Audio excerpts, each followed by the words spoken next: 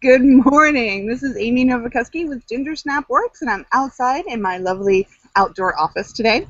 And I'm here with Ivana Taylor. Ivana, how are you? Doing great, and likewise, we're having a gorgeous day in Cleveland, so I am outside as well. Yay! And this is No Big Whoop Marketing, where Ivana and I get together and we just chat, no big whoop, about something interesting about marketing. How are you, Ivana?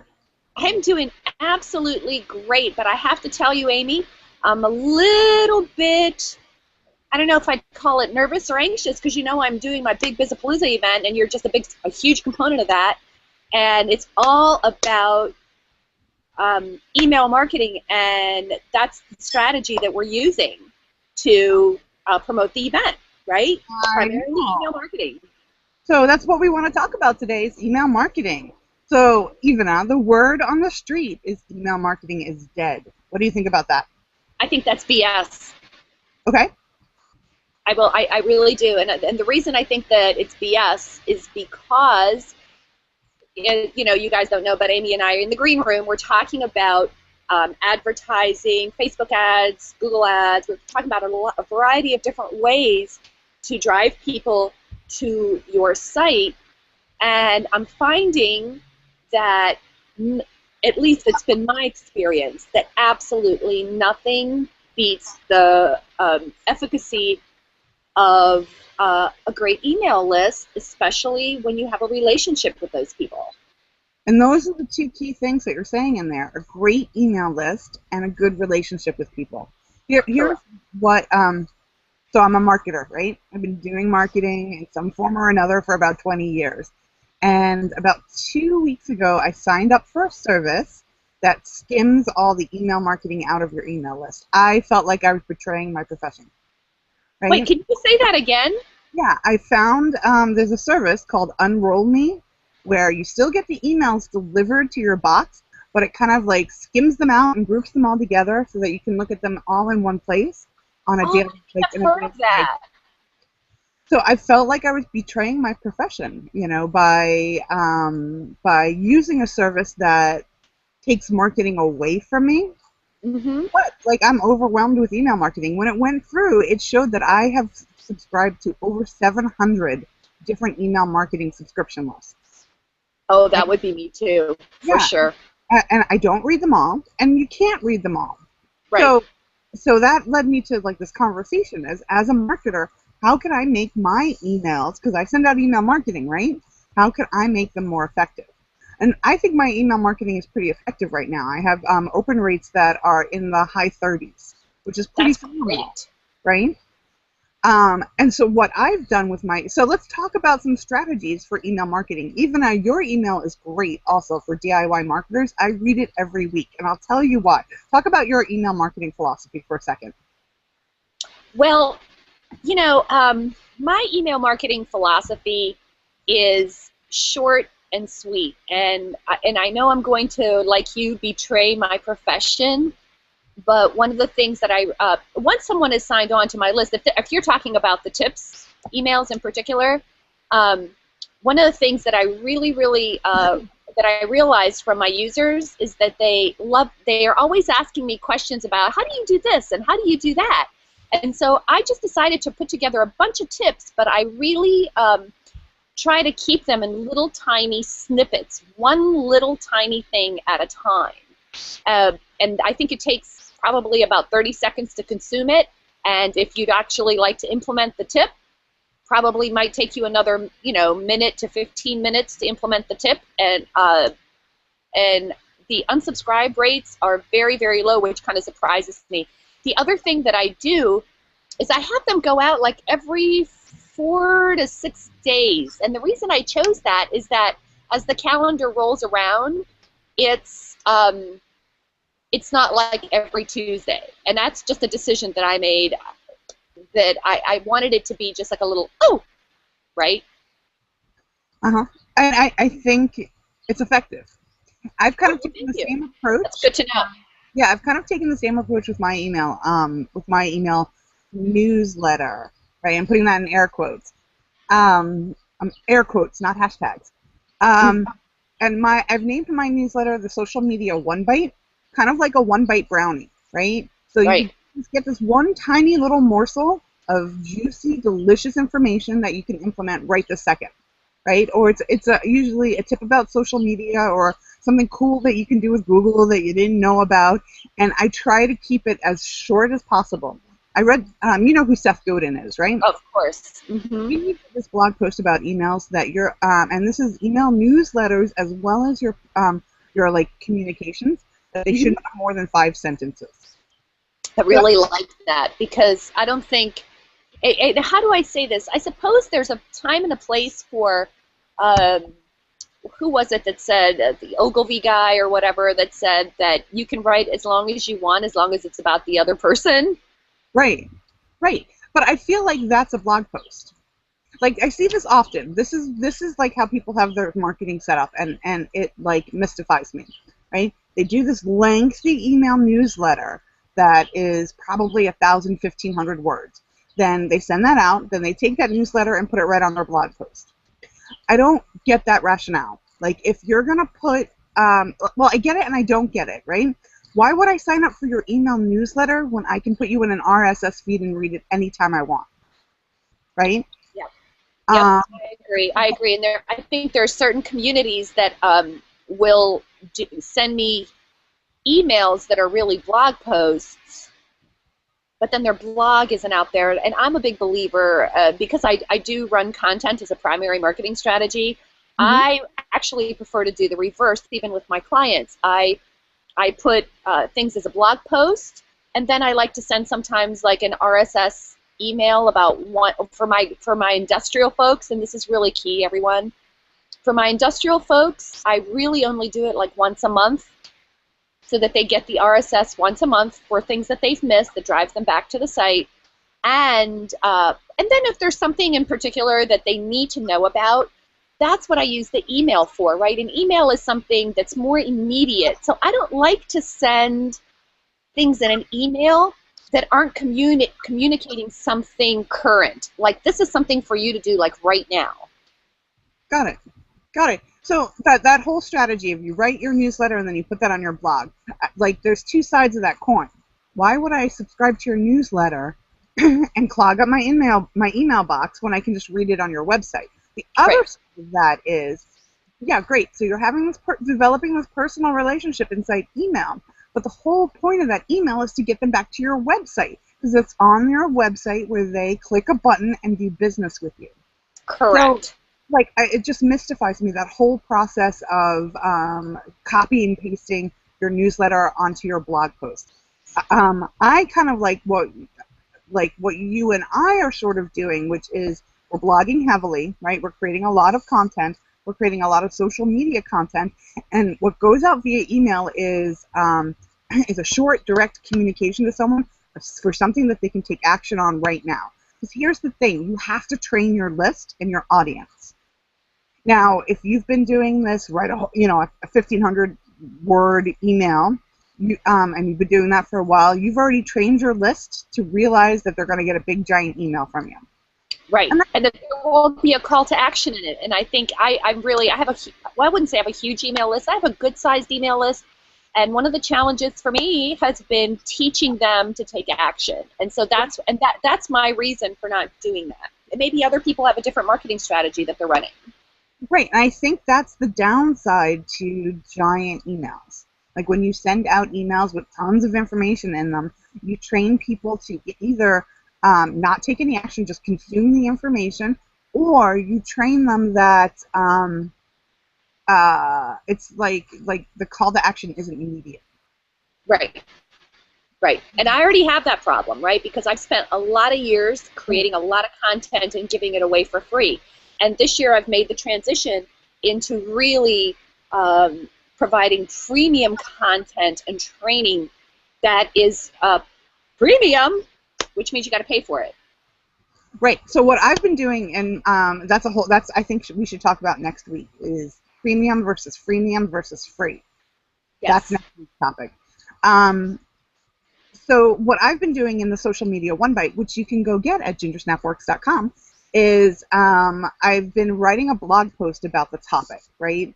and making it fairly detailed so you can learn everything that there is to learn about that topic. But then I summarize it in like 5 sentences for my email list. And you That's a get great idea. single thing that you need to know to implement this tip in the email. But if you want to read more, click over to my blog. That's brilliant. I love that. I really, really love that. But I don't know if this is part of your agenda for today, but one of the things that people really struggle with, and I know I fall into that category as well sometimes, is the knowing what to say, right? The knowing what to say in this email, that is contribution to the reader, but that also gets them to take action. That is so tough, and that's why we get paid what we get paid.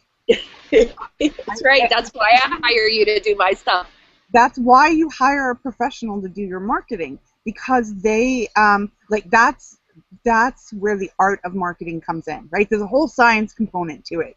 Like, where do you put a link that'll get the most click-throughs? Like that, there's a whole science to it.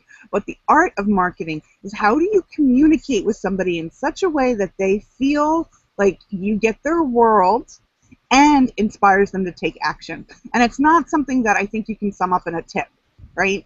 That is really the marketing. That's what you're paying for when you hire a marketing professional, is that ability to communicate, and communicate with urgency and action behind it. And I think and so I really want to make this point, right? Because you and I are both marketers, and I don't know if you guys heard me just say, this is what I hire Amy to do. So Amy does when it really, really matters. Now, I do a lot. I'm DIY marketer, so I do a lot of my own stuff, right? And I give tips on how to do your own stuff, right? But at some point, you have to find someone that is close enough to your voice, which I think is really important. You don't just hire any marketing person. This is the beauty, and if you are a marketer out there watching this, then you got to realize that it's not like I choose Amy because she is close to my voice. We are very, very similar. So if she creates content for me, if she creates some kind of a Facebook ad or any type of a social media content, my audience will feel like they're talking to me. Right. And I think that's an important, as we talk about choosing someone to help you, if that person doesn't sound like you in any way, probably not a good choice. Right. If they don't have the ability to speak your language, that's not the right person to work with, right? Correct. And I think when you're hiring, this is a whole nother podcast that we should do, how to outsource and how to hire a team and other people to work with you. That's the first thing that you should look at when you're hiring a marketing person. Can they communicate in your voice? And can they communicate in the language that your customers communicate in? Very you and I might be a little more sassy, but if we had really super corporate clients, our communication with those super corporate clients might not be as sassy as our own brands are, right?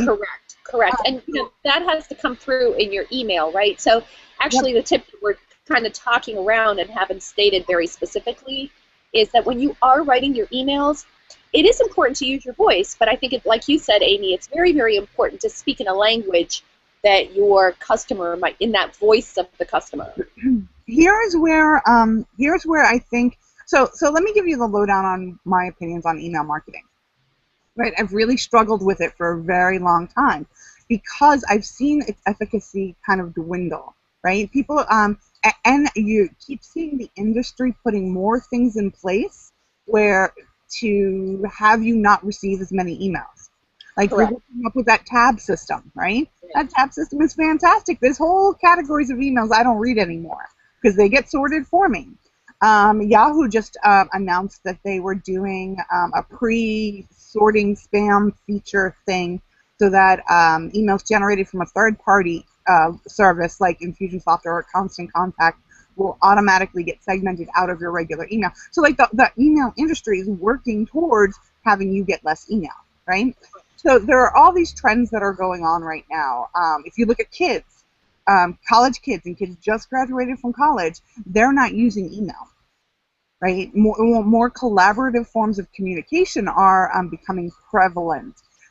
So like the efficacy of email marketing is slowly dwindling. yet email marketing is still effective.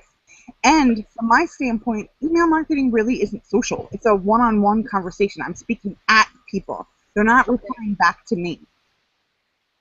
So that's kind of like my problem with email marketing. However, it's still effective.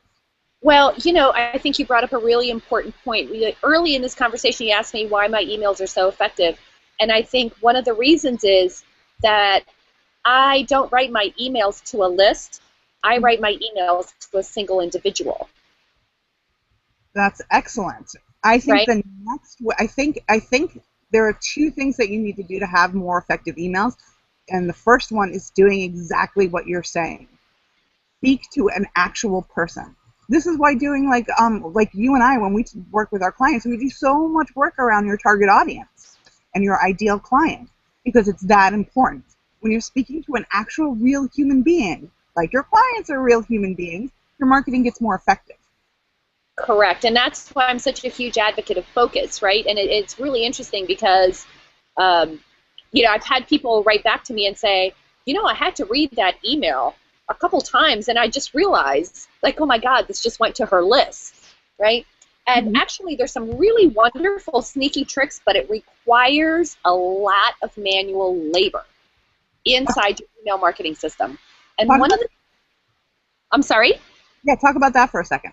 Yeah, right. So one really great sneaky trick is to insert the person's first name inside the email body, right? So yes, you put it in their hi Amy, right?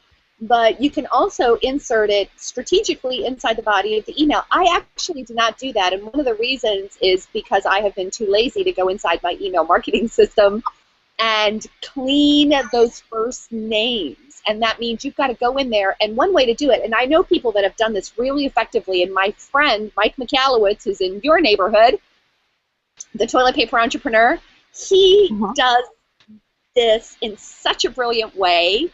He keeps his list super, super clean, and you know, he makes sure that it's that the first names are there, right?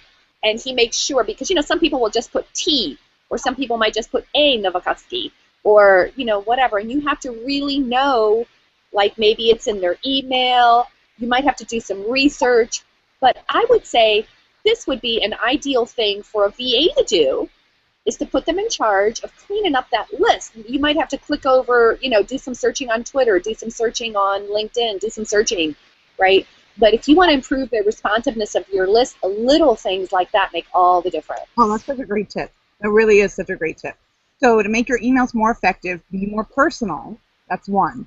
Here's the other tip that I'm getting more and more interested in, and that's hyper-segmentation.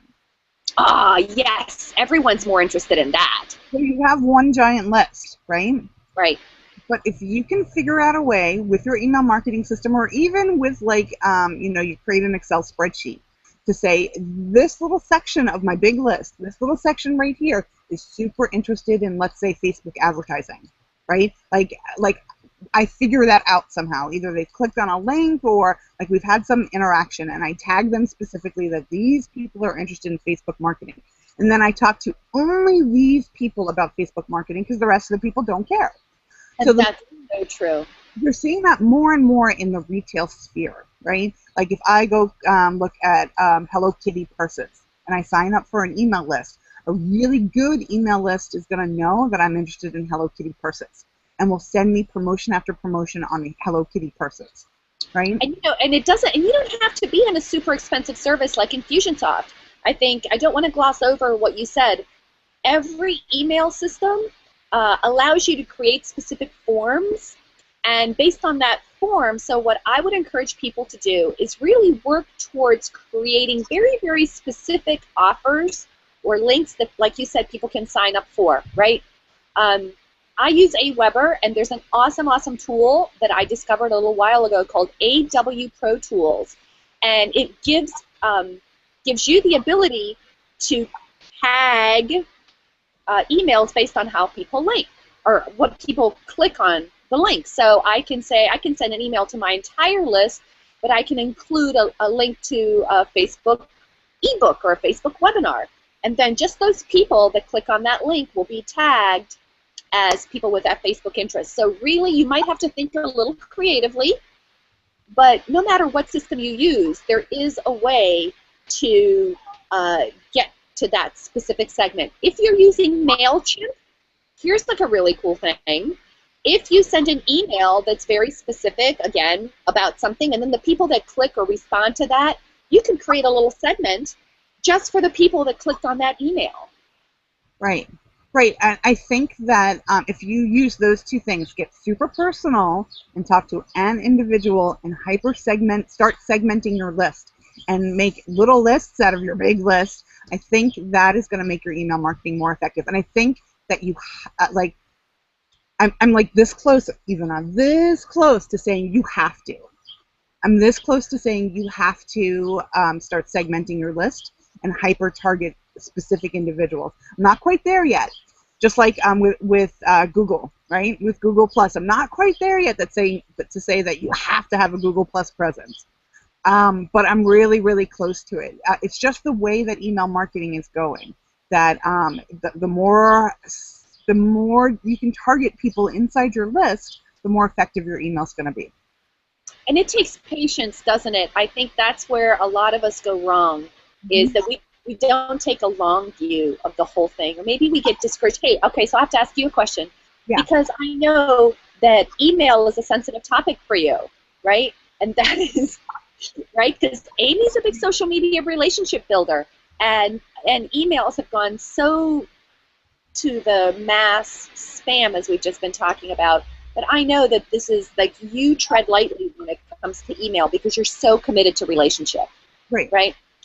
So what if you don't have a very good email list? What's a great way to start developing that email list from scratch? Because I'm willing to say that the people who don't have an email list or don't have a large email list are actually ahead of those people who have one. Yeah, I would almost say that is true, because we've talked about your list. You've got a really healthy sized list, like by the numbers, but it doesn't convert. They don't take action on, like, they read it, but they don't take action. They don't click on anything that you present in that email list, right? So, like, just like when somebody hands me a Twitter profile, a Twitter account to manage, often I have to do so much work to clean up that Twitter account. It's so much harder when you're dealing with something big rather than starting from scratch. So if you have a small list and you want to build it up, or if you have, or you're thinking about starting an email list, here's like the single tip that I would offer you is create a laser-like focus to what is going to get accomplished in that email list. It's not a blog. It's not your diary. It's not a place for you to informationally throw up on people, right? Have a specific point and make it high value. That's why I have the social media one bite, right? Because it's one piece of information that you can implement right now inside your business. That's why you send this really great tip email. Like, your emails are 3 sentences long, and it's like one juicy tip. You're like, oh my God, I didn't know that was possible. I think, like, focus on providing high value and on a very narrow focus. That's what's going to make your email list really effective. And so give a lot of good information and then start working in calls to action along the way. Correct. I think if I were to do it all over again, I would probably, like, when I developed that email list, the tips, I had nothing, right? Its only purpose was to build the list. Now, probably what I would do differently is I might create those tips, but make sure that what I'm going to do, I think, is go cull those tips, maybe group them into specific things, and then provide links to other more premium content, almost like what you're talking about, going to the blog post, but maybe creating a link to more premium content that's going to allow them to accomplish this in a more full and complete way. Yeah, I think you have to, I'm going to say this, and it's going to sound a little weird, right? But I think you have to take the crack dealer approach, right? You give them a taste for free that gets them hooked, and then they want more. And you have to make getting more super easy for them. Super crazy, ridiculous easy. So you give them a taste for free, and then you make it easy to get more information from you. Exactly. And all of this, there's just no getting around it, right? I mean, none of this, you and I all talk about scheduling and automation and looking for great ways to leverage your presence by using technology and automation. But like anything else, you might have a sweeper, right, at your house, but you still got to get in there and clean. There might be a Roomba or there might be something that's automatic and it'll do it for you automatically, but you still got to get in there and manage the process. And that's probably something that a lot of people, and I would include myself in that list, say, oh, that's something I can do tomorrow. And maybe, again, that's an opportunity to bring a professional in who focuses in this kind of thing, can help you with that. Exactly. That's awesome. So to sum up, DIY marketing and Ginger Snap Works 2 tips for email marketing is make it personal and make it very focused. All right. Anything you want to sum up about email marketing? Something about email marketing? I'm going to channel Amy Novakoski and tell you that it's truly all about building a relationship. So definitely take the time, no matter what size your list is, you can make the determination to build a relationship with them and do that. Awesome. So Ivana, how do I get on your email marketing list?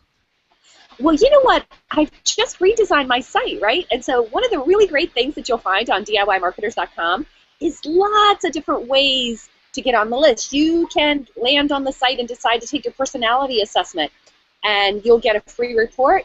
You'll learn your marketing style, and I will put you on a segmented list based on your marketing style so you get just the stuff that matters to you. You can download ebooks. You can watch webinars. So there's lots and lots of awesome ways to consume some DIY marketers content. And you can also get on the Insider and get access to a lot of courses and customized content just for you. That's awesome. And if you want the social media one bite, all you need to do is go to gingersnapworks.com, and there'll be a little handy form there, and put in your first name so I don't have to go hunt it down. And you'll get. I'm kind of on the same system as you are, Ivana, where I don't send it necessarily every week, but I'm sending it more like every 8 to 10 days. Super. Awesome. Well, thanks, Amy. This was awesome. Yeah, thanks for joining us for No Big Whoop, Monday morning marketing chat. Okay, Ivana, I'll talk to you later. Talk to you later. Bye.